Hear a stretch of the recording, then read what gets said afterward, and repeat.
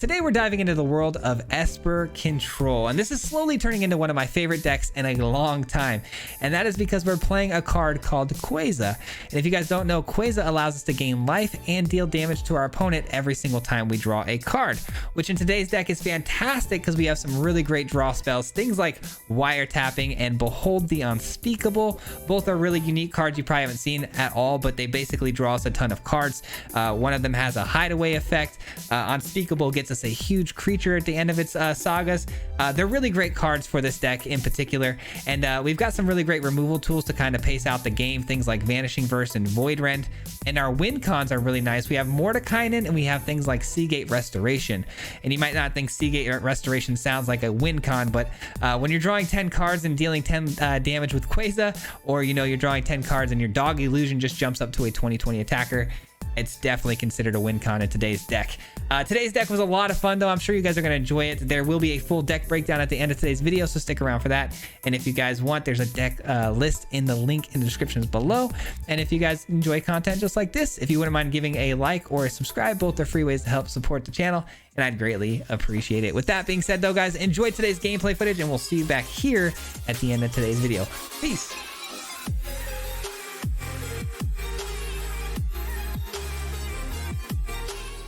What's going on, everybody? Future Swayze here. Just wanted to give a quick disclaimer before this video starts here today. Just want to let you guys know my OBS this weekend had to go through an update, and prior to my recording, I did that update, and it downgraded my output to 720p as opposed to the normal 1080p. For most of you guys, you won't even notice a difference, but for some of you, you may be struggling to read the cards. There was a slight quality downgrade there, but just wanted to let you know that was not on your end. It's totally on our end, and we did record all the way up till Thursday. And unfortunately, I can't re-record these videos, and nor do I want to, because these decks this week were absolutely a blast, and he had so many great moments that I don't want to lose. So we're gonna go through with all the way to Thursday, and by Friday this issue should be fixed. So I just wanted to apologize for that. And with that being said, guys, enjoy today's video. We'll hopefully see you guys all at the end. Peace. What's going on, everybody? Welcome back to another video. I am super excited about today's video because I've been working on this thing for a long time. It was supposed to be Friday's video last week, and we never got around to it because of the day off that I had. But I'm really excited for this because we played it on stream and we absolutely fried with this thing. Queza was really good for us. A really nice little late game touch. We're pretty much like a control deck, and then we really thrive in the late game of coming back really strong with some life gain and obviously a ton of card advantage. So looking forward to today's video, man. It should be a lot of fun. I think foretelling this is fine. We don't really need to worry about the Revitalize just yet. We did just draw into the Behold the Unspeakable. Quite the card, I gotta say. It is quite the card. Okay, well, that's actually a nice top deck there. I was gonna say we either need a white source here or some sort of answer, because that's still not the great answer, actually, because we can't take out the Naturalist is what I wanted to do. All right, so we're gonna have to go ahead and allow them to deal some extra damage to us this turn. We're gonna Revitalize, getting some of this back, but I don't like that they get to play a 3-mana spell here. Okay, well, that might actually call for the Vanishing Verse then, because I don't want them to be able to draw that additional card. So that'd be kind of nice to shut them down from that. All right, we'll play this out. Being a 3/3, I'll do it. Let's go ahead. Let's play Queza out. There's a good chance Queza here gets the exile treatment, but no, it's a Runeforge champion. Very nice. Okay, so Queza gonna get us some value here as far as some life gain. I'm hoping we can get the Behold the Unspeakable out this next turn. That'd be great. I do need to draw into a land here, which shouldn't be too hard. We haven't hit a single land drop yet, and we're going into turn 5, so I would hope we hit one here. They can't attack into us, which is great. Nice, we do find it, which means Behold the Unspeakable is good here. Their creatures go ahead and lose a lot of their power until the next turn, which really slows them down quite a bit, allowing the Queza to, play defense still for a little while longer. I still may actually rip the Doomscar off on them, even though we have a Queza on the field. It's still definitely potentially worth it, depending on what happens here. All right, let's get some cards. Mordekainen's nice. I would like to see, I mean, we do have another land here, but I would like to see obviously a white source so I can get the Doomscar off. That's actually super helpful. I can bounce 2 things eventually. 1, 2, 3, 4, 5, 6. We're still 2 mana short of actually being able to bounce 2 things and draw all the cards, getting full, you know, full advantage here. This is annoying though. Creatures you control, here, let me get this out of the way. Creatures you control are enchanted and equipped to have double strike. At the beginning of combat, you may attach or okay, so they can bounce the auras around off of their other creatures, and they all have double strike potentially. Mordekainen seems good, but so does, I mean, there's a lot of things that seem good here. Maybe we just go with the double bounce. I think so. I think we got to slow them down here. That way they lose both their enchantments as well. And then we can just revitalize. And did we get a land drop this turn? We did. That entered the battlefield. Okay, so we'll go ahead and revitalize and get our life back pretty much to full here, because that'll be 20 with the Quezas additional. And hopefully find the land that we need. We are running out of cards in hand, which is kind of crazy. Wiretapping will be nice, but everything's a little slow, which is making things tough. They haven't been able to attack into us for a while though. Queza doing a very good job. There's our final white source. But the board not looking that threatening, honestly. Might just go with the wiretapping here to try to really get some serious advantage. Yeah, it seems fine to me.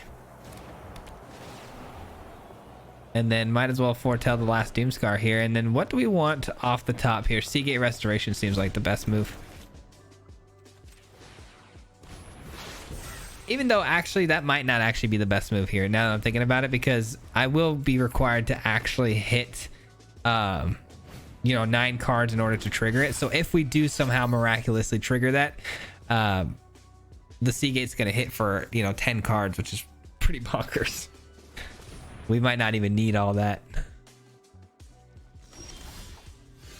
All right, this is annoying because it says that whenever a equipped creature dies, return it to their hand.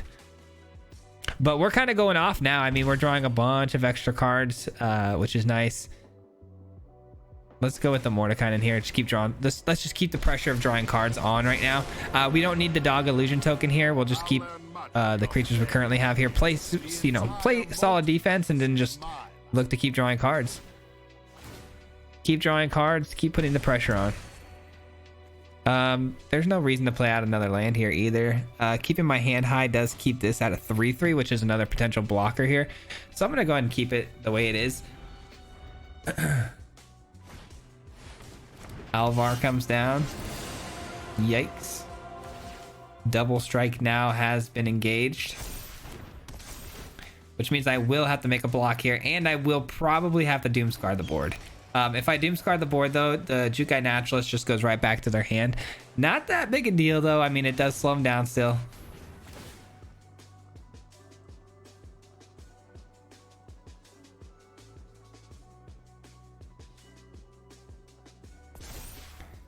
Okay, they switched the Giada over to the Runeforged Champion. Now we got to remember these do have double strike, and that does have trample.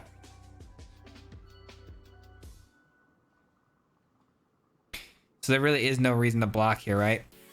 Because this tramples over, and yeah, there's no reason to block here, because we block here, and then this obviously would block here, taking away 1 point of damage, but then it would hit for, I'm sorry, I'd take away 4. It would hit for 1 and then an additional 5. I guess that would survive then, wouldn't it? It would stay at 1, yeah. If I did the math on that right. Who knows though. Nice. Okay, so Mordekainen does survive. We get an extra card here. We get to Doomscar the board with no real repercussions.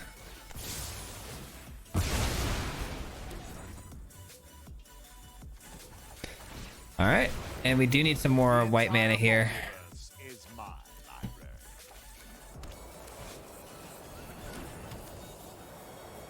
I think I'm gonna revitalize. Maybe. No, let's just draw more cards. All right, not really finding a whole lot here, unfortunately.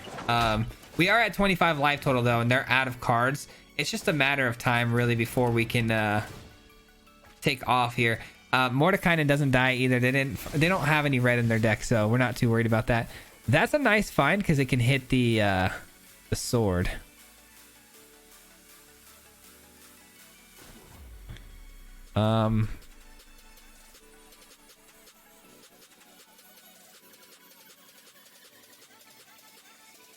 Tricky. I think the illusion token is the way to go though this turn. And there's the scoop. They didn't want to see any more, which I don't blame them. I was just trying to navigate this next turn at the most optimum capacity. There was a lot of things we could have done here. A lot. I was trying to think of whether or not I wanted to plus this up to level 3 to keep getting this bigger. Every time we draw extra cards, this will get, grow. Obviously, I was trying to save mana to exile the Sword of the Realms so that this eventually would just die. I was also debating whether or not to play Kaito. I don't know. I was really just trying to figure out the best line there. But ultimately, what a fantastic game that turned out to be. GG. All right, we absolutely stomped on the rune deck. You love to see that. You love to see it.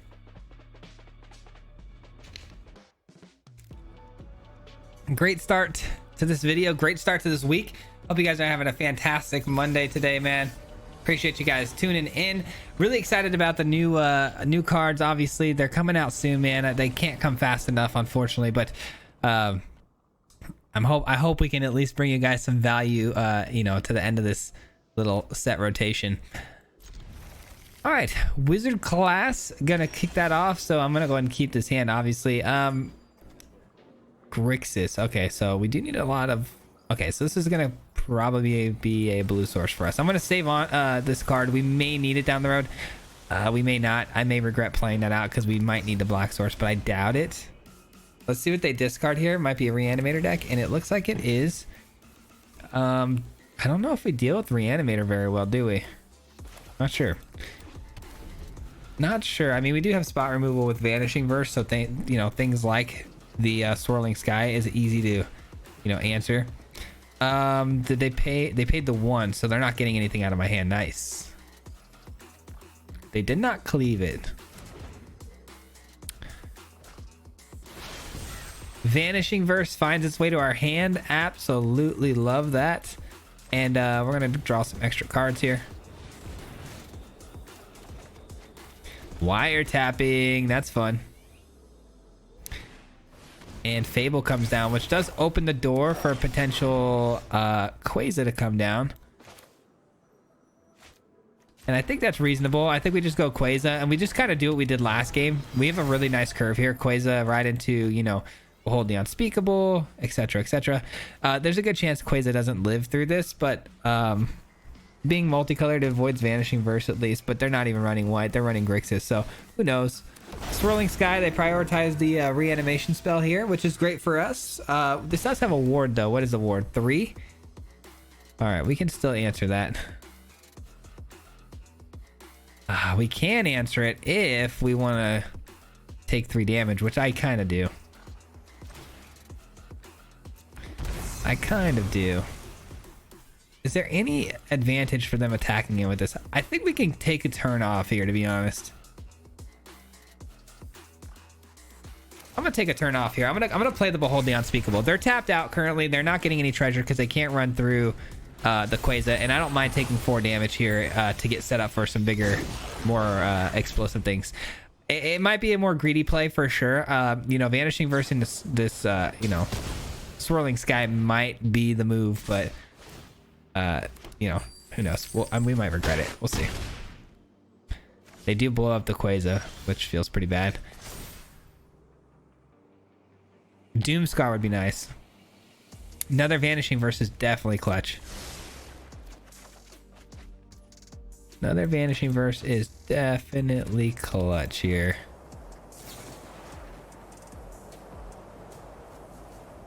I hate that we're gonna leave this board the way it is though currently, because the treasures being gained off of every turn is pretty unfortunate, especially if they reflection the 2/2. They can't reflection anything legendary. Oh, man, I don't know. The fact that they're gonna get all this treasure scares me. It really, really does. These next couple of turns. We could have, the only other answer we have here is to bounce 2 creatures, and I don't really feel like bouncing these 2 and then just allowing them to replay the reflection. I'm gonna hope that they just don't have the big answer in hand. I mean, if they do, though, it is what it is. We have another Vanishing Verse down the road. But yeah, the treasures, man, they're just gonna collect on these treasures, which are one of our big advantages here was the fact that they're hurting on land drops, you know, so we do lose out on that advantage pretty quickly. Looking for Doomscar, man. Looking for Doomscar. 3, 6. I only need 2 more lands to get this kicked as well, which is nice.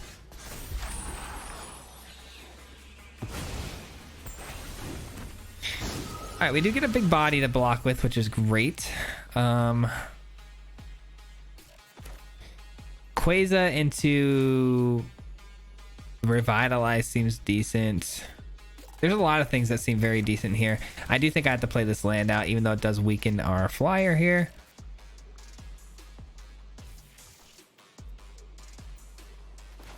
I like so many of these play lines. I really do. There's so many we can do here. I do want to try to hit another land drop so we can get to this kicked.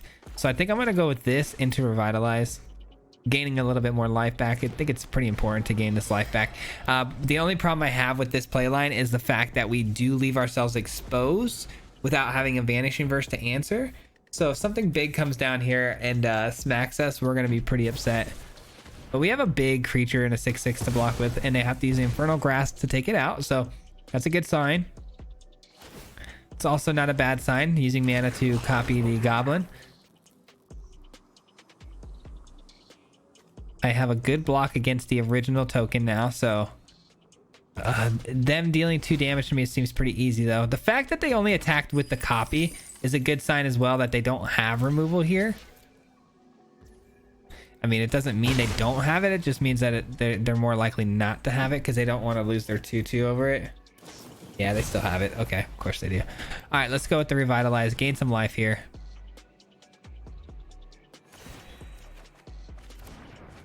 Seagate is nice. I would love to use the Seagate, but I don't know if we can afford that luxury. Having a Queza down and then hitting this would be really nice. But we get the island, so let's go ahead and just kick this bad boy. Finally slowing down this whole copying goblins thing, man. But they do get to play out the reflection again, which is a bit of a bummer. Void Rend is a good card always.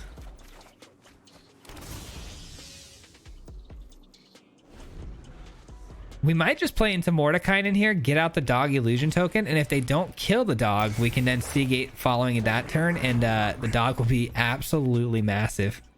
I mean, a 7/7 on the field already is pretty massive. Do they kick that? They don't even kick that? Interesting. I mean, do they even have anything to bring back? I guess not, huh? No. All right. Yeah, I think we stick to the Mordecai in play, and then we still have Vanishing Verse available. So, I mean, that's still pretty solid. And then we go right into the Seagate Restoration the following turn. Seems good to me. I guess I could have done this all after attacking just to see if we could draw out a little bit more answers from them before they make their decisions here. Cathartic Pyre for 3 damage on... Oh, the Mordecai. Okay. That's fine. We get the illusion token, which is really what we're trying to accomplish here because the illusion token is our win con. They take 7. Wow. Bold. Bold, bold, bold. I do have the Vanishing Verse, so if their turn ends with not playing anything else out, I can use it comfortably on, let's say, like their Null Priest. They drop no creatures. Only 5 mana to work with and no creatures in the yard to reanimate. I'm feeling pretty confident in our board here that we can close this out. I can Vanishing Verse end step, Void Rend again, and then we should be able to close this out.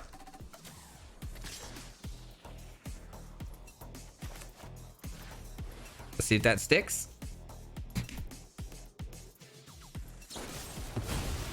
Infernal Grasp. All right, that's fine. They take 2 for that, so now they're within range of lethal still. Got an answer? You do not. That's game. GG's. We close out another good game against the Reanimator deck. Obviously, they struggled to get their answers into the graveyard, which is what they really needed. They needed things like Toxrill and whatnot to get to the graveyard, but we had a lot of really strong answers. The only thing I would have really feared seeing hit the battlefield here would have been something like a Hullbreaker Horror, but things like the Swirling Sky, I mean, we had perfect answers with the Vanishing Verses and whatnot, so I felt pretty comfortable that we were going to close that out. I just didn't know how, but good game. I love this deck. I can't get enough of this deck. It's been absolutely slapping since the stream last Wednesday, man. It really has. Like, if you were there at the stream last Wednesday, we played a really good games with this deck.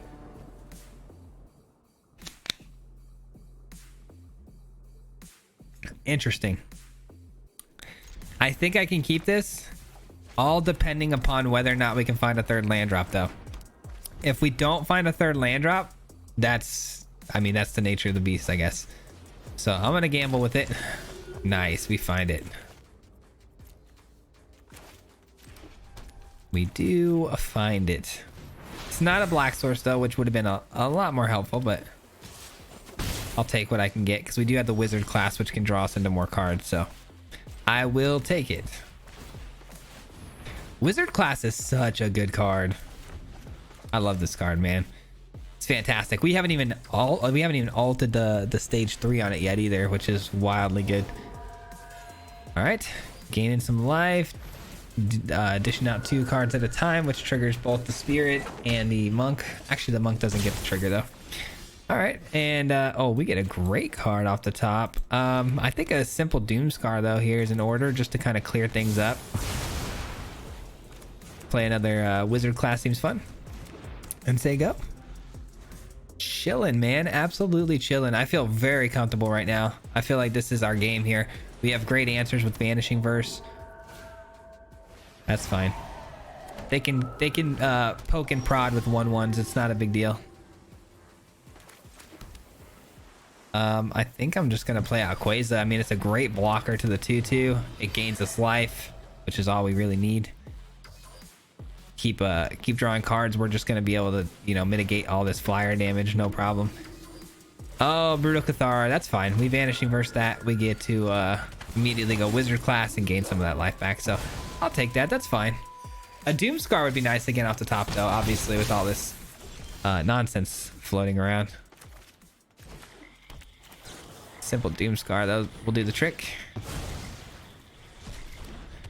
And I'm sorry, not Doomscar, Vanishing Verse. Do we draw cards here or do we draw cards here? I'm gonna go here. Maximize my mana consumption a little bit here. Revitalize is fantastic. I mean, we have a really solid hand. I'm feeling pretty good about this. Obviously, another Brutal Cathar could be annoying, but we've got another answer, so. Elite Spellbinder, okay. Seagate Restoration, by the way, is going to hit so hard if we can keep the Queza alive. So there's a good chance that card goes. If we find another land, I think 1, 2, 3, 4, 5, 6. Yeah, let's say they're definitely taking that because if we find another land, they're toast. That'd been funny though, to hit like a 10 Seagate.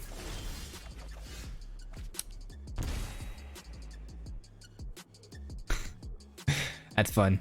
All right, what do we do? I guess we play this as a land and then we Seagate. Seems fun. Seems fun.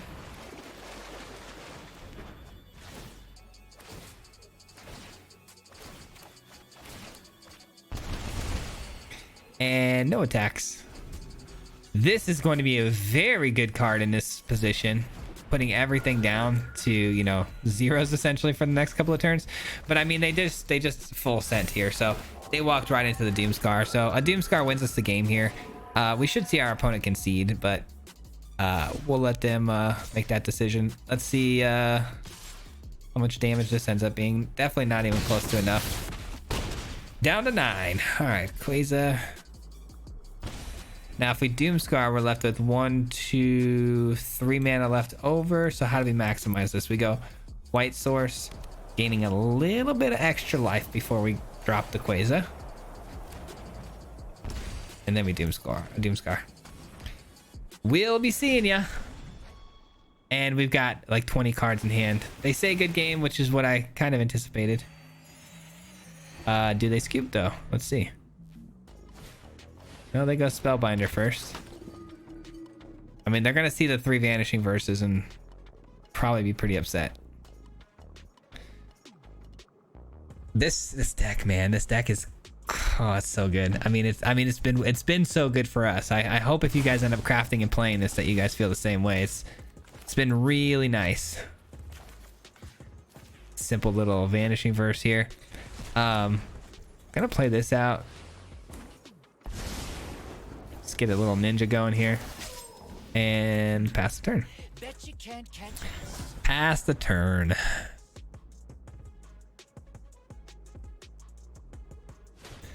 Ooh, an Adeline. Okay, they're getting a lot of really strong answers, but I mean, not strong enough to a Vanishing Verse. And they agree. They agree, and they've had enough. All right, GG.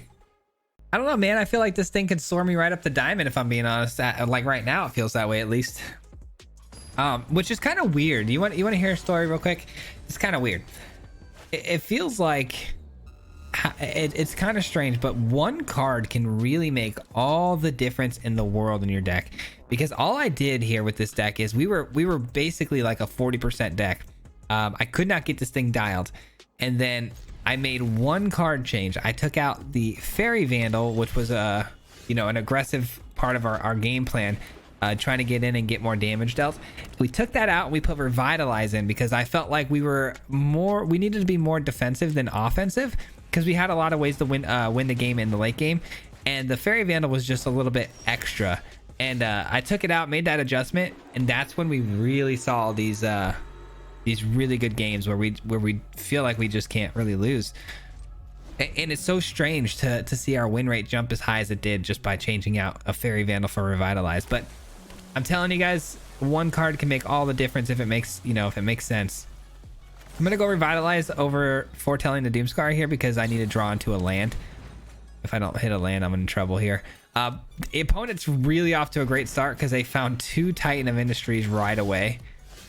And we missed our land drop, so that's probably going to be a wrap for us this game. We really shouldn't have kept this hand, but I really believed in us hitting a 3rd land drop like that one game where, we had the wizard class drawing cards. I feel like we were in a similar situation, but in a better situation because we were going 2nd, so drawing an extra card there. But it is what it is.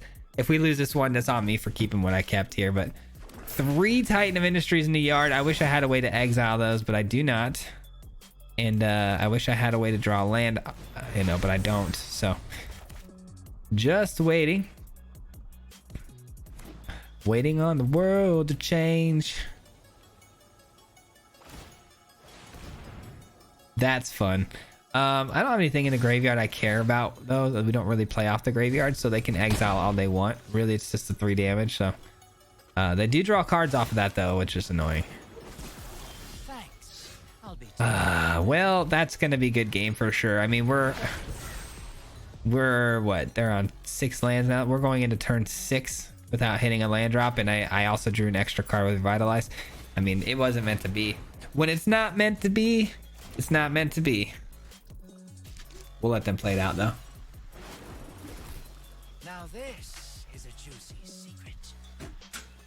I don't like to early concede when our opponent's doing fun things like this, like reanimating and stuff, but I think they understand the writing is kind of on the wall here, so we might need to concede here in a moment. Oh yeah, bud.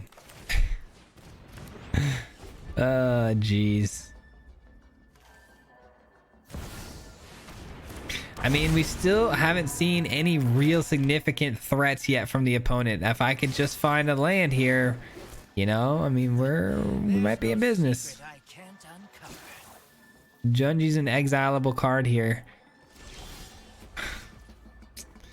Yeah, unfortunately, that is what it is, man. It happens. It happens. Going on turn, what? Turn 8, no land with an additional card draw. You hate to see it. All right, well, that was a little unfortunate, I can't lie. Would have not minded losing to that opponent had they, reanimated 10 Titans on my face, but not like that. I don't like losing like that. That's unfortunate. This hand is slow. It's very slow, but I mean, Void Red into a Queza is nice. I think we can make it work. It's better than the last hand, let's be real. All right, Vanishing Verse is great. Let's work our way to that for turn 2. Because then after that, we have a really nice curve out, actually. The curve is beautiful now. The Vanishing Verse really filled it in nicely. But we'll need to hit some land drops now. Orzhov. They think we're Orzhov as well. They might be Esper, though. We'll see. Oh, what a good target, too, for the Vanishing Verse. Wow, that couldn't have been better. And I do want to avoid them being able to hit a Deadly Dispute on their turn, so I don't want to let them untap here. No on tap for you, my friend. A second Queza over a land is not ideal. Not at all. No, it looks like Orzhov. Orzhov aggro, like a beatdown type deck, huh? Okay. That's a good Void Red, especially to put the 1/1 counter there. Oh, beautiful. Beautiful. Again, gonna do this prior to their next turn because I don't want them to get any added benefits or value from that. Queza again being pulled off the top of my deck, making my heart, it actually pains me to see that, because you would think a land would have come before 2 Quezas, but it has not. It's our last chance to hit a land. Kaito, I mean, it is what it is. They draw a card. It's tough. I'll do it myself. I know something you don't know. Please, where's my lands? I know I have lands in the deck. I know, you know you're trolling, right? 3 Quezas, man. Like, what are the odds of that? Like a 1%? Really making my life tough here, man. And then they're just gonna refuel their whole hand back up because they got the Kaido going. And then they show me some blue as well. So Rafine, sure, why not? Their whole plan's going swimmingly. Unreal.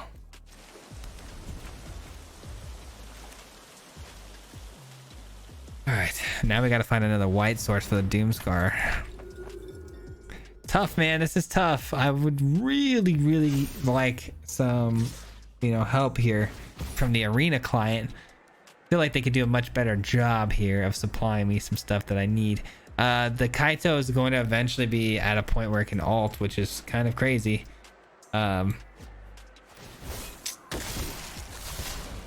Is that really that scary though? They're really focused on mostly white and black creatures, I would imagine.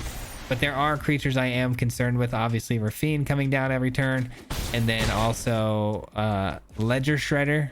There's things that could be pretty annoying, I can't lie. This was our game, man. We had this thing locked. Now this is a juicy secret. You know what's sad here is I still have a really slim chance of drawing another land. There we go.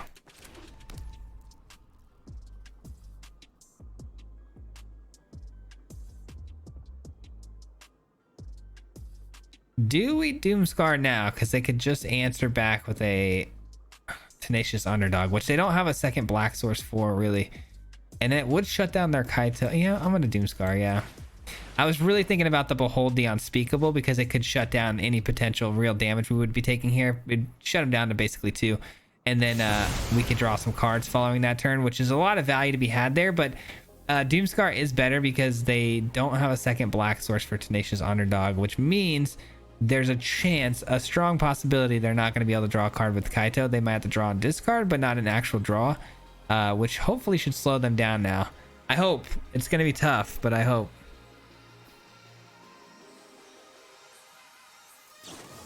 Vanishing Verse is fine. They can have that. I already got the value I needed out of that, so all good there.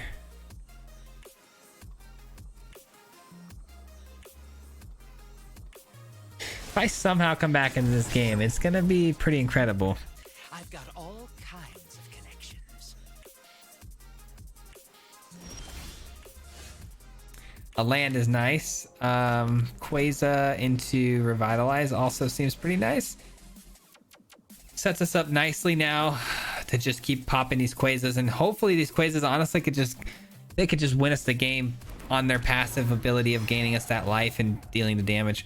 I'm hoping. We'll see. I mean, 1, 2, 3, 4, 5, 6. We can get a sea gate with one more additional land, so maybe a big sea gate could get us some value here. All right, they easily get that 1 damage through, being unblockable. That's really annoying, the fact that they can create that ninja that's unblockable. I say that as I'm running a Kaito in my own deck. It is an annoying little factor, though. That card is so good. Because you don't really want to use a removal on a little 1/1 token, but it is definitely something you have to deal with if you don't want them drawing a bunch of cards. There's no secret I can't uncover. Apparition. I knew they were going to have some sort of answer for the Queza, but just wanted to see how that was going to pan out. All right, let's get some Revitalize off before that goes. All right, we get a Kaito of our own, which is great, but I don't know if it's time to play it just yet. I think we just go with the Unspeakable this next turn. I don't know. Mordekainen's also very interesting. We've seen 2 Vanishing Verses from our opponent, so a third is unlikely. I'm sure they have some sort of removal, but if they do kill the dog, I'm in a lot of trouble. So maybe it is just we'll hold the Unspeakable here. Because if they kill the token off of this and then they just attack it with the simple Skyclave Apparition to kill it, I'd be really bummed out. So I think this is fine. My dogs are being super weird right now. It's funny. I'm never ever home alone. Like, I got my wife and 2 kids, and the house is always bustling, even with like cousins and stuff. And I'm home alone right now, and I'm gonna be home alone probably most of this weekend, which is kind of crazy. The video should be really easy for me to get out and record, which is nice. But dogs are running around like crazy too, just acting strange. I don't normally have this door open when I'm working either, which is kind of different. All right, Vanishing Verse could be really nice against the Tenacious Underdog. Mana is not necessarily terrible because I do need more, but I don't think I need it necessarily right now because we have this.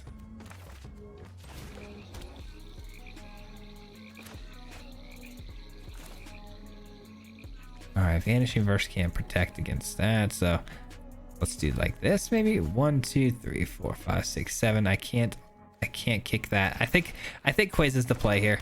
Queza's the play just because it allows us to hold the Vanishing Verse open potentially here and see some value there.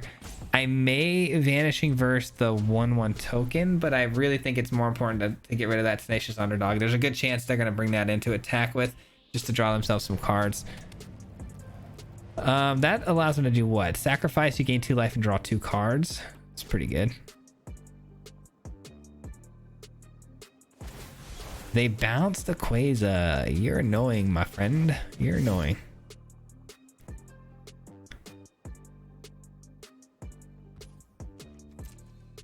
All right, nothing we're gonna do here. We're gonna take that, unfortunately. Good news is we do get the Unspeakable transformation here, which is great.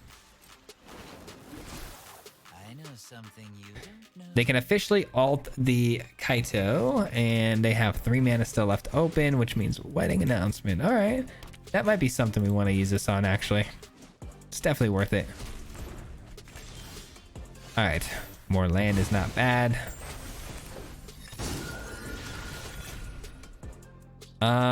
Honestly, kicking this seems pretty fun. Seems like the right move too, because they lose out on their ninja. We get to draw more cards. There's a lot of value to be had here. Doomscar seems like it might be okay and relevant later. We'll see. Let's grab it just in case. And look at the board state now, man. We get the illusion token, which is a 7/7, and we get an illusion token from our opponent here from the Queza. Beautiful. And they can't hit the Unspeakable with the Skyclave Apparition, so they got a lot of damage they're looking at here to get rid of. And Kaito's ability to ult is irrelevant if they don't attack in, right? So there's no damage being dealt, then there's nothing that impressive about it. So I think we're chilling, man. I don't know. They're going to need a lot of removal here, which is definitely a potential. I mean, them having their own Doom Scars is a little likely, honestly, but that can't hit anything. I don't know if that was a mistake or not. Vanishing Verse, that's definitely not a mistake.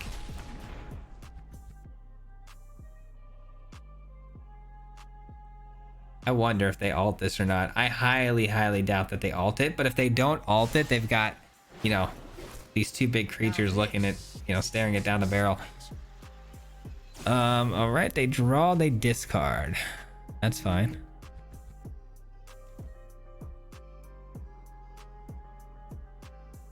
I'm waiting for my doorbell to ring any minute, by the way, guys. Got some pizza on the way. All right, wedding announcement. That's a fine turn for us, honestly. All right, let's go with attacking in. Attack in here. Yep, they definitely make some blocks, which is completely understandable, which honestly, I don't mind. I do not mind. Dude, my dogs are going wild. He's just running in and out of the room at full speed. It's kind of funny. All right, we get the Queza. We get the Kaito. We still have the Revitalize as well. Feeling very good about this. And we get a Seagate Restoration. Beautiful. Not going to foretell the Doomscar. The bigger my hand is, the better for, you know, when we get the Mordekainen's Dog Illusion down. Meat hook for 7. You savage. You absolute savage. All right. I mean, if you got it, you got it. Meat hook for 7 is a big amount of mana you need. So good on them for having that. They're going to run out of value here pretty soon, though. 2 cards in hand, and this is where we start to take over the game. So it's just a matter of grinding our opponent out. Can we actually pull out, you know, grinding them? And I think we can.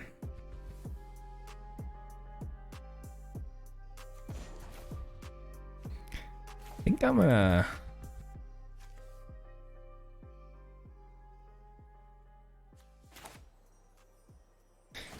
go Queza again. And Mordekainen seems fun.